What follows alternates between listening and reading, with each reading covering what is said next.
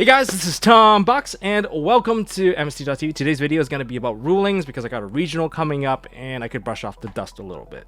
This one's going to be a little bit different. This one's a little bit related to tournament policy, I guess. I'm not like reading the policy to you guys, but there's two scenarios that kind of came up that one was a misconception that a lot of people seem to have related to draws, and the second one was related to scooping. How you could be winning the match and all of a sudden getting a game loss from scooping. What is going on? So I want to kind of address that to you guys. And I think the second one is really big, especially when it happened at a big event. It could waste a lot of people's time. So I'm just going to equip you guys with the right tools so that you're not on the receiving end. Oh, I could be winning the match. All of a sudden you get a game loss, and that could have been the game 3, and well, that's the end of your run. So yeah, make sure you guys watch till the end for that one. As for the ruling part, we're going to dive slowly into Purrely, and we're just going to address some of the other rulings that people have questions for, and I even got a challenge question for you guys to see if you guys know what the answer is going to be at the end. So make sure you guys stick around for that. And I guess without further ado, let's go. But first, let's clear the misconception about draws, especially at locals. That's probably where you're going to see it happen. But say this is round 1, and you know, game 1 went to player A. Game 2 was a draw between the two players. Don't ask how it happened. Double-edged sword, old school ring of destruction. Whatever the case may be, it was a draw. So player A has 1 win and 1 draw. And then game 3 occurs, and player B takes that game. We already know at locals and tournament, it's best 2 out of 3. What happens next? Well, either A, the match ends immediately, 3 games have been played, and the match immediately ends in a draw. Or B, if there is enough time to continue playing, you're not in time yet, the players would continue to play another game until a winner has been decided for the match.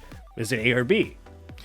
The answer is B. Given enough time, you will shuffle up and play another game and decide properly who is going to be the winner for that match. It is a little misleading when it says best 2 out of 3, but that doesn't really equate to play 3 games. You can kind of interpret it this way. You have to best your opponent 2 times out of 3 games, or if not more. You know, this really only happened back in the day when people played the old Ring of Destruction or played self-destruct button to zero out life points at the exact same time. And then it led to some people misinforming their opponent about like, oh, I guess you can only get a draw or you lose. And that was probably where that whole misconception started. And they always reference like, oh, it's best 2 out of 3, so you only have 1 game left to play.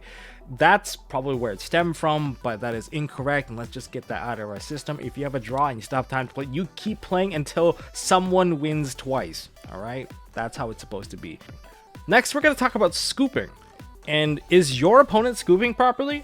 If not, it would cost you the game or even the match, especially if it's game 3. So why are we even talking about this? Well, it's because something like this did happen multiple times. I'm just kind of tell you what not to do, all right? So if your opponent's contemplating scooping because you're in a winning position, you know you're in a winning position, they know as well, well, make sure they communicate properly that they have surrendered. Don't just pick up your cards just because you assume that they did.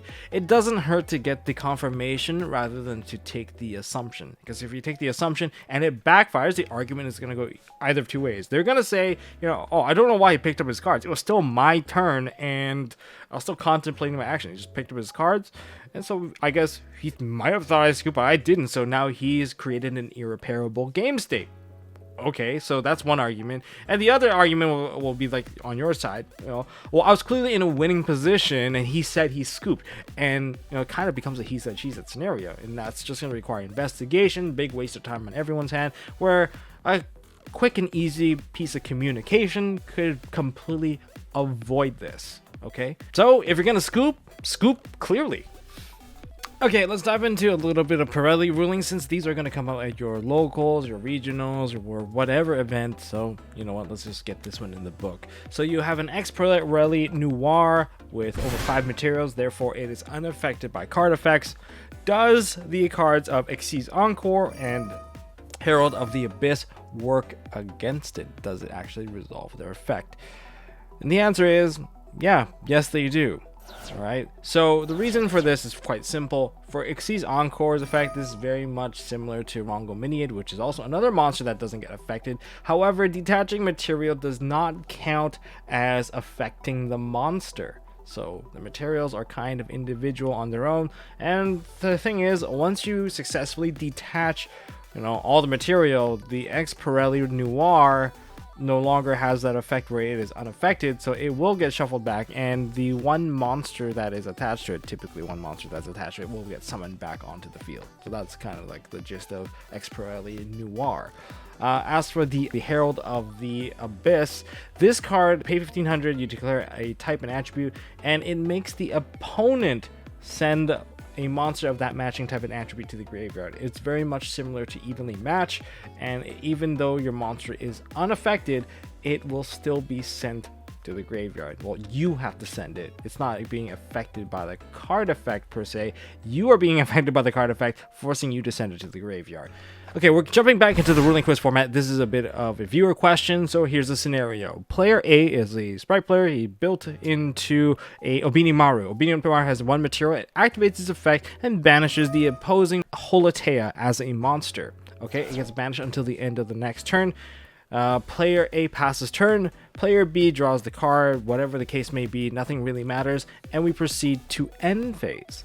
In end phase, player B says, okay, well, I'm gonna return this card back onto the field. But then player A says, hey, no, you don't. You don't actually get to return to field. It's a trap card now. You can't summon it back onto the field. So yeah, it just stays banished. Who is correct? You guys have 5 seconds. 5, 4, 3, 2, 1, 0. And the answer is kind of neither. It did seem like I gave you guys a bit of a trick question. It's because of Onibimaru's effect, because it banishes until the end phase or next end phase. It's not like it's asking you to special summon that card back out. You're placing it back onto the field. However, when you try to place it back onto the field, the effect of Holeutea that applied that made it a monster and not a trap, that is no longer applying because it was removed from the field. It's basically considered as a different thing at this moment. And so once it hits the field into the monster zone, it is a trap card in the monster zone, which by mechanic will destroy itself. And that's why it's going into the graveyard. Sounds like a really weird thing, but it only really applies when you're returning a card onto the field, not when you need to special summon. You can't special summon. Like say you use Purrely onto like a Holeutea, yeah, that won't really special summon back the Holeutea because you can't special summon a trap card, especially not without its own effect or something really special applying onto that case, like Holeutea's own effect. All right, we got the challenge question of the day. This is the final question, and after that, we're just closing out this video. If you guys know this challenge question answer, then give yourselves a pat on the back, or, you know, hats off to you because you really know your stuff, so I give you mad respect. But this is not going to be an easy one. In fact, it's probably one of the more confusing questions. It's just to tease your brain a bit. So here's the scenario. On the opposing side of the field, there is a Chaos Hunter, and they have an Purrely Noir with 5 or more material. Those are the only 2 cards on their side of the field at the moment. And on my side of the field, we're going full cash board here. We have Shangri-Era with, you know, 2 materials. We have a Rise Heart with 3 material. We have a Big Bang. We have Fenrir, and we have Unicorn. And the Big Bang is technically live. So the question, or questions rather, is that can I activate the Big Bang? That's question number 1.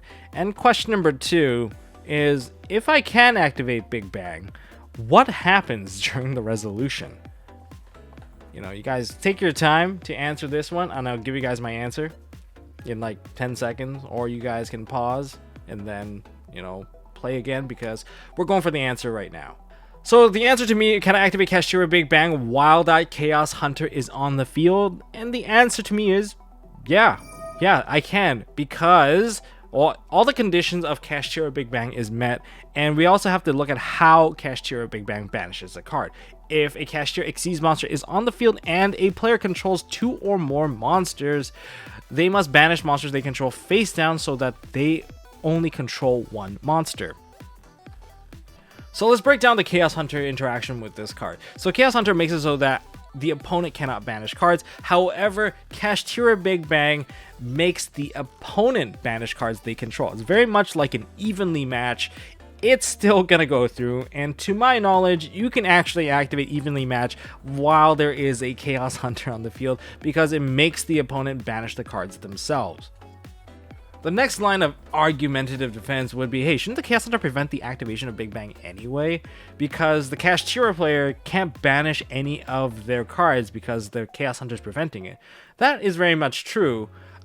And I would agree with it only if Chaos Hunter was the only monster, resulting in nothing getting banished and nothing actually changing on the field. Then the Big Bang obviously would not have worked. But because there's the Purrely Noir on the field, something is going to get banished, and therefore there is the legality of the activation, which is, well, legal. This is also like similar to evenly matched plus tokens. If there's only tokens on the field, you can't really use evenly matched because evenly matched would literally do nothing against the opponent. But if you have tokens plus monsters, you know how that goes. You basically have to banish everything and leave the tokens alone. And this is very similar to that case where Chaos Hunter makes all of those monsters on my side of the field unbanishable because I can't apply it, but because the Chaos Hunter side has 2 monsters, which means one of those monsters has to get banished. And even though you're an Purrely Noir, we already applied this with Herald of the Abyss, it is only unaffected by the activated effects of your opponent's cards.